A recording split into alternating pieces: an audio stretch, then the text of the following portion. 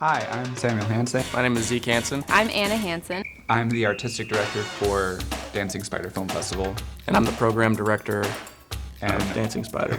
our sister is the operations manager and basically just like overseer of everything. She does it all. She's magic.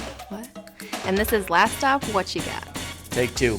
For me, it's Studio 60. This is the juggernaut that was put down the same year as 30 Rock. Same network, just an hour-long drama about how a show kind of like SNL works out. Written and created by the Aaron Sorkin. Actually, I give this away to everyone for Christmas, and I don't think there are many copies left. So if you can't find it and you're curious, find me. I've got one, you can borrow it. Next up for me is a Portuguese film that was adapted from a short film that all of the stars did. It was 17 minutes done in black and white.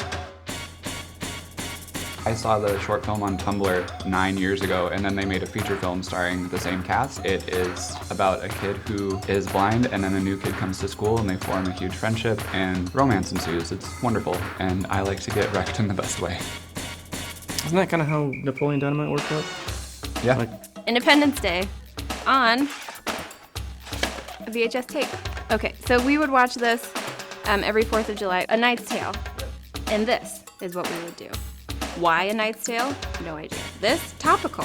This movie is great, especially for the one line that is universal, and it's when Will Smith punches an alien in the face and says, "Boom!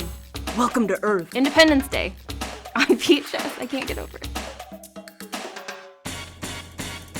Like Crazy is everything for me that independent film should be. This is Felicity Jones before she broke out. This is Jennifer Lawrence before she broke out. It's a story about a friend of mine, made by a friend of mine. Anton Yelkin is the lead. I just don't think that films like this get the success that this one did enough. And it's just a beautiful movie, and if you've ever been in love with anything ever and had it go sideways on you, there's something to identify with. One of my favorite all-time movies. It is incredible and hard to watch. There's not a lot of music in it, so it's very raw, and it, again, will ruin you in the best way. Yeah. Eddie Murphy. I think he's the only comedian that I will tolerate ridiculous voices from. For the most part, it kind of loses me.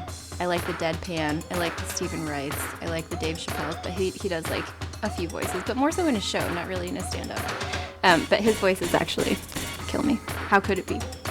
Yeah.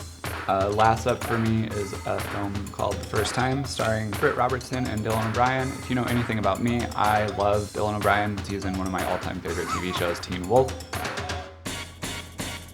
This was a Sundance film, and at the end, Dylan O'Brien has a monologue that just sort of resonated with me, and everything in it is like first love and suffering, and how do you function, and how do we talk to each other, and it's really fun and quirky and just enjoyable. Oh.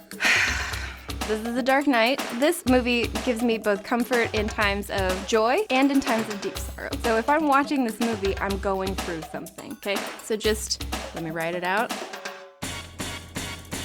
Let my man Gary Oldman, Heath Ledger, Christian B. We're gonna sort it out together. I've seen it so many times, kind of sad. When Sam and I were living in Montana, we went to the theater, which was an hour away. We made t-shirts with our pal Liz. Hey Liz. And we went 3 times. Dark Knight, it's fitting that it's the last one that gets drawn. I've got a few more. Yeah, you take your time. For me, the next one up is the Bang Bang Club, and this is about the 4 photographers that covered the South African conflict in 1994.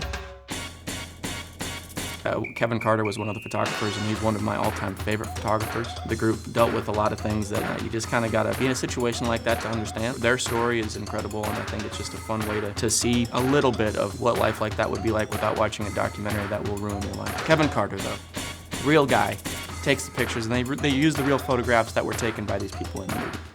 Burnt. If you are creative in any way, you should watch this movie. You don't have to be a chef, you just should watch this movie. It's wonderful. I mean, Sienna Miller, Bradley Cooper,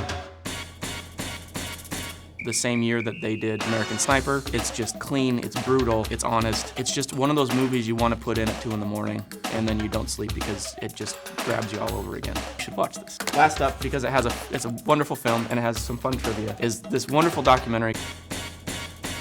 called The Eagle Huntress. As a documentarian, I don't know how they filmed it. It's brutal. They shot it in Mongolia in the winter by horse. It hurts my brain to think about how they must have done it. I would watch, if they had a making of documentary equal length or longer on this, I would watch that as well. This is wonderful. We first got wind of it at Sundance, and actually this guy over here did the press photos with said eagle huntress and her eagle and her family at the festival. So it's just another personal connection that's happens to be because of a fantastic movie, and everybody that's ever wanted to have a dream with anything or support the arts should see this movie. We should also talk about the fact that she is the first female eagle huntress in a male-dominated community, and she's 12 years old. And it was produced, executively produced by Daisy Ridley. She picked it up at Sundance, yeah. So there's some Star Wars connections in there too, but it's just everything that a heartwarming documentary should be about anyone having a dream, and it's a wonderful picture. Well, you should. Yeah, You should watch it too.